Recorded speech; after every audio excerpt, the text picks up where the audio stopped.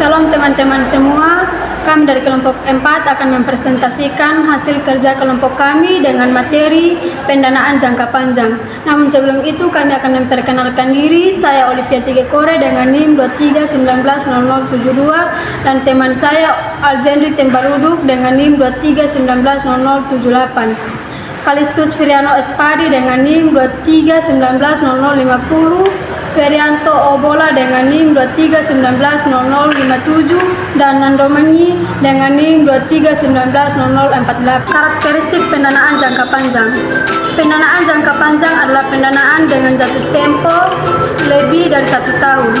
Salah satu bentuk pendanaan jangka panjang yang penting adalah utang jangka panjang. Utang jangka panjang dapat menggunakan istilah loan yang dinegosiasi dari lembaga keuangan atau melalui penjualan obligasi.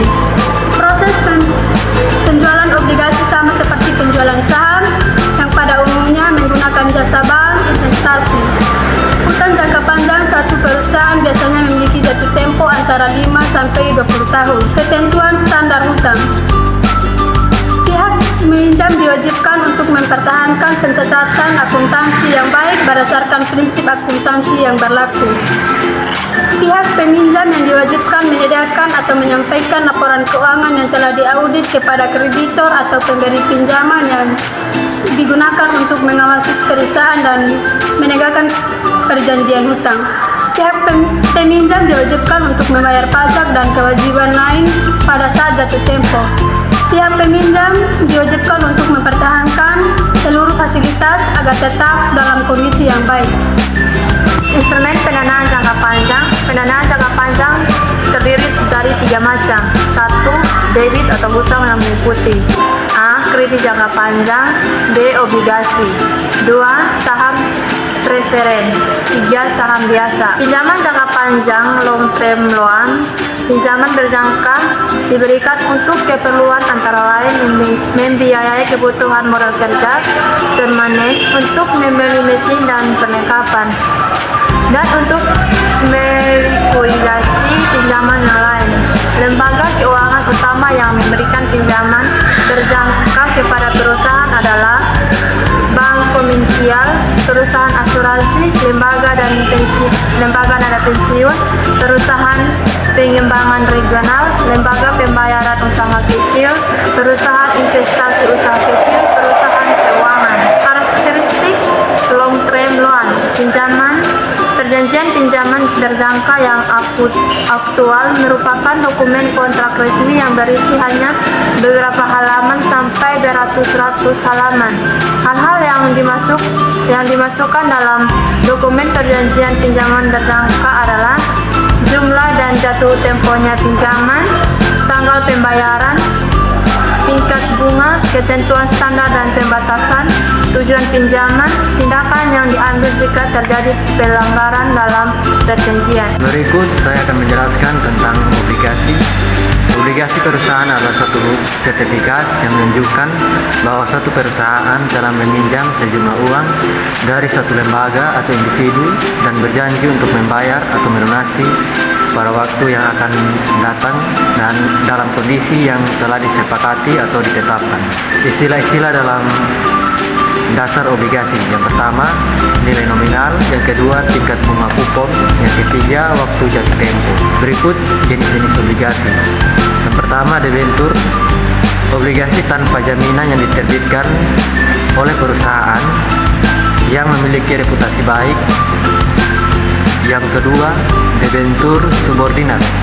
Pemegang obligasi ini baru menerima pembayaran likuiditas jika pemegang obligasi yang lebih senior telah memperoleh pembayarannya. Yang ketiga, obligasi hipotek. Obligasi yang dijamin oleh sejumlah aktiva tetap seperti bangunan. Yang keempat, obligasi pendapatan atau income bond. Obligasi yang membayar bunga kepada pemegang hanya jika perusahaan emiten memperoleh laba. Yang kelima, obligasi kupon nol. Obligasi tanpa bunga kupon atau memberikan bunga kupon yang sama rendah dan dijual dengan diskon dari nilai parirnya. Yang keenam, obligasi berisiko. Berperingkat rendah sehingga mempunyai risiko tinggi. Yang ketujuh, obligasi kurs mengambang. Obligasi yang memberikan bunga kupon sesuai dengan tingkat inflasi. Yang kedelapan, obligasi terlunas. Obligasi yang dapat dilunasi sesuai dengan pilihan pemegangnya. Jenis obligasi yang berikut. Yang kesembilan adalah obligasi tertukar. Obligasi yang dapat diubah menjadi saham biasa. Yang ke-10, surat utang negara atau SUN, obligasi yang diterbitkan untuk membiayai defisit APBN. Obligasi retail Indonesia atau ORI, obligasi yang diterbitkan untuk membiayai defisit APBN namun dengan nilai nominal yang kecil agar dapat diberi secara retail. Yang ke-13, surat berharga syariah negara.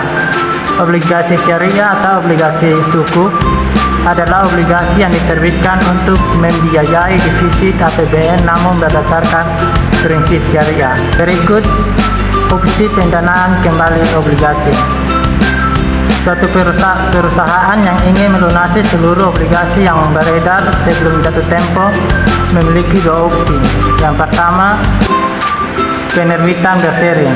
Debitur atau pihak yang menerima pinjaman atau obligor dapat menerbitkan obligasi seri, yaitu suatu penerbitan obligasi di mana setiap proporsi tertentu obligasi tersebut harus dilunasi secara bertahap setiap tahun. Suatu perusahaan yang menerbitkan obligasi seri, maka perusahaan tersebut harus membuat skema yang menunjukkan tingkat bunga yang berbeda yang harus dibayarkan untuk setiap proporsi obligasi yang dilunasi setiap tahun. Yang kedua adalah pendanaan kembali dengan penebusan.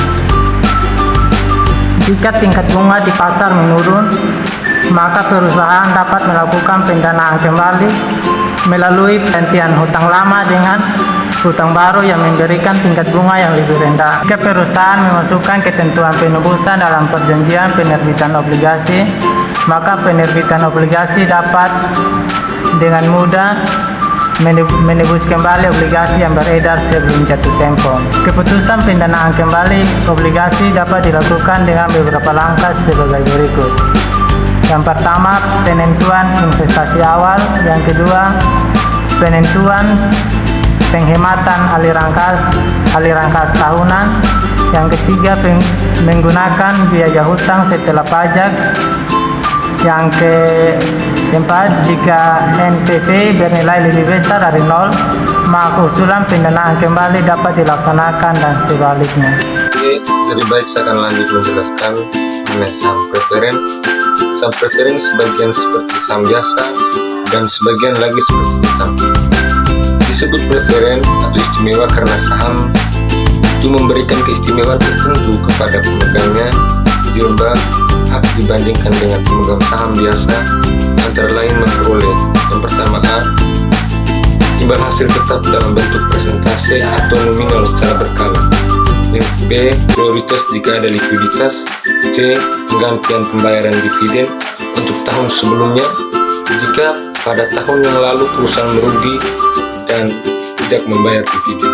Istilah penting dalam saham preferen ada kumulatif dan non kumulatif.